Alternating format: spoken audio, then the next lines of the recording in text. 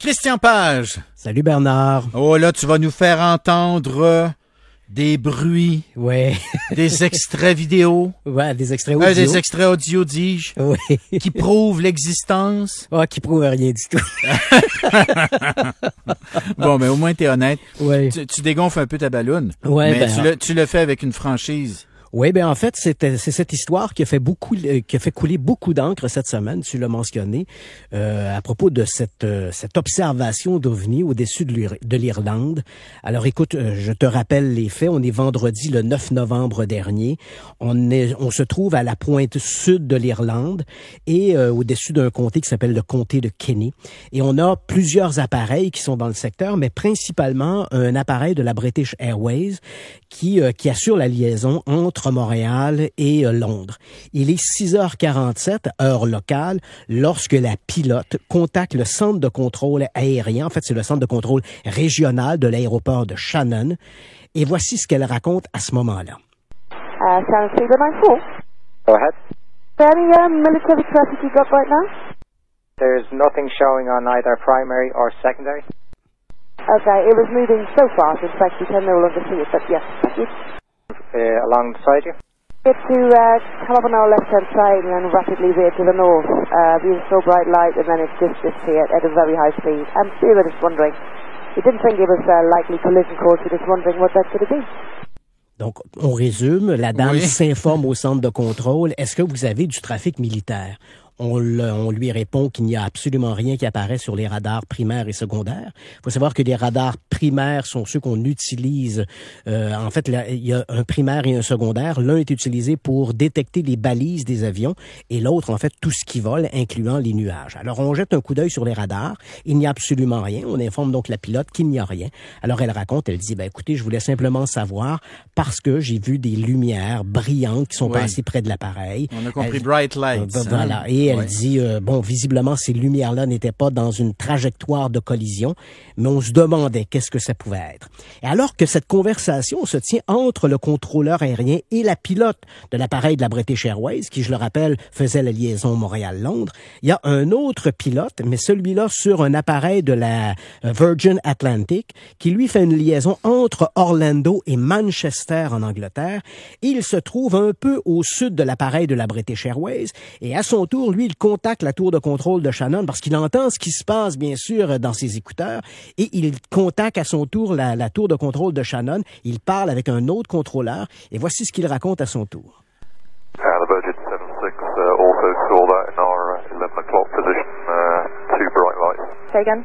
Virgin 76, I saw two bright lights, 11 o'clock, seem to back over to the right and then climb away at speed, at least from our perspective. Okay, we're passing that on there, thank you. Or another object making some kind of re-entry. Appeared to be multiple objects following the same sort of trajectory, very bright from where we were. Okay, that's copied. Donc voilà. Donc lui, ce qu'il raconte, il tient à préciser que à son tour, il a vu ces fameuses lumières. Oui. Elles se déplaçaient très rapidement.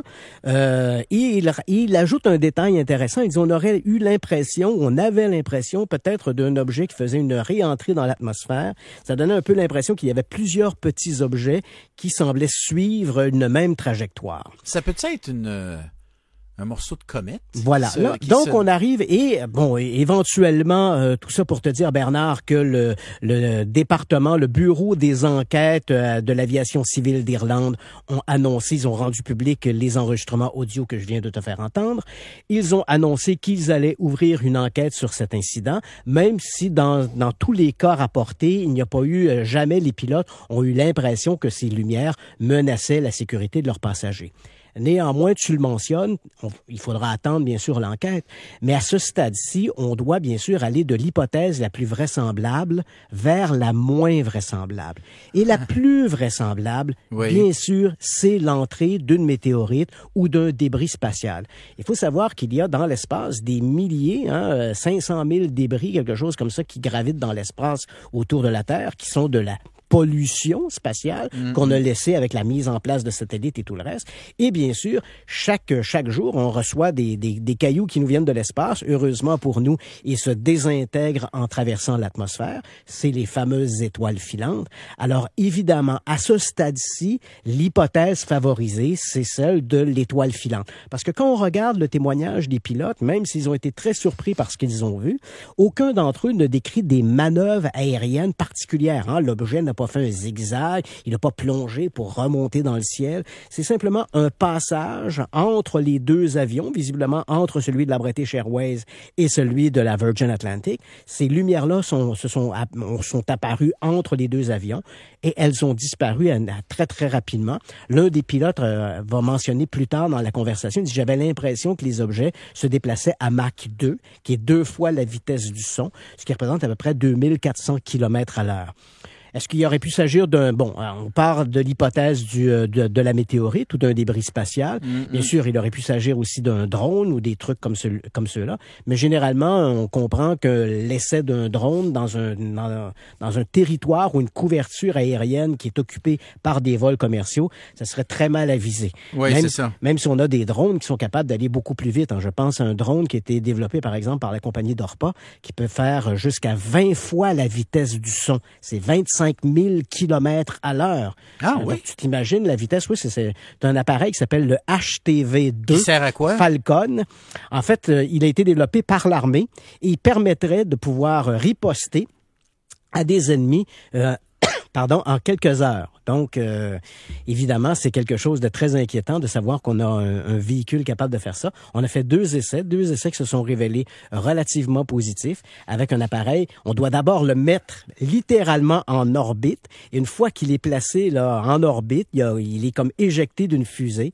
Et il entre dans l'atmosphère à toute vitesse et il peut atteindre une vitesse de 25 000 km. Mais il pourrait porter une arme? Oui, absolument. Il pourrait transporter une arme et être à ce moment-là une arme de destruction massive en emportant, par exemple, un ogive nucléaire. Oui, absolument. Nucléaire, voilà. Donc, mais pour l'instant, on parle d'une vitesse de Mach 2, mais encore là, il faut dire que c'est une appréciation d'un pilote en vol, puis c'est difficile d'avoir des repères à ce moment-là. Mais attendons de voir. De voir l'enquête. Évidemment, s'ils découvrent pas que c'est un caillou ou un débris ou un météorite, ou je ne sais trop, on faudra conclure que c'était des extraterrestres qui nous visitaient. Hein? Je te laisse nos dieux de la parole. Oui, c'est ça. Parlons des trompettes. Ah ouais, les trompettes de l'Apocalypse. Les trompettes de l'Apocalypse. Est-ce qu'elles sonnent dans tes oreilles? Voilà. Les trompettes de l'Apocalypse, c'est assez amusant, ça, Bernard. C'est un truc qui est apparu il y a quelques années dans les milieux du paranormal, de l'étrange. Ce sont des bruits que les gens auraient enregistrés, auraient entendus à travers le monde, qui ressemblent en fait à une espèce de mugissement dans l'air. Dans certains cas, on ne trouve pas d'explication. Et pour certains ésotéristes, occultistes, il s'agirait de bruits presque divin ou mythique, qui serait annonciateur de l'Apocalypse. Oh! Et voilà. Et dans la nuit du 30 au 31 octobre dernier, il y avait un citoyen de Montréal qui se trouvait près de l'université Concordia et il a entendu, semble-t-il, ces fameuses bruits de trompette. Il a pu saisir le bruit avec son téléphone portable. Je te fais entendre le bruit en question.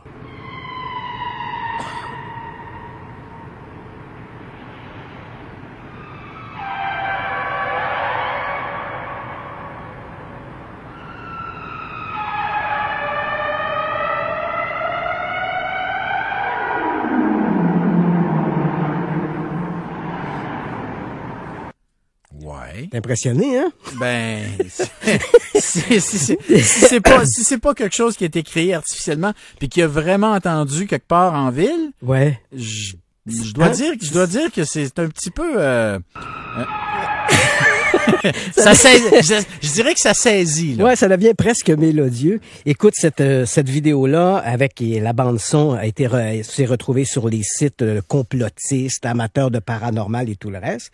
Mais le problème, c'est qu'il y a une explication beaucoup plus simple que de chercher dans l'univers du surnaturel. En fait, quelques jours plus tôt, la ville de Montréal avait émis un communiqué annonçant que des travaux importants seraient menés entre la rue Sherbrooke-Est et la rue Chaumédé. On parle ici du secteur Côte-des-Neiges, là, de chemin Côte-des-Neiges, et ce, entre le 28 octobre et le 18 novembre. Donc, ces travaux ont toujours cours. Et il s'agit, en fait, d'une réfection d'une conduite d'égout. Et pour ce faire, les travailleurs utilisent, on place à l'intérieur de la conduite une espèce de gaine pour essayer de prolonger la vie des infrastructures déjà en place. Et pour ce faire, on utilise une pompe qui pousse à haute pression cette gaine à l'intérieur du tuyau. Et le bruit de la pompe, ça ressemble à...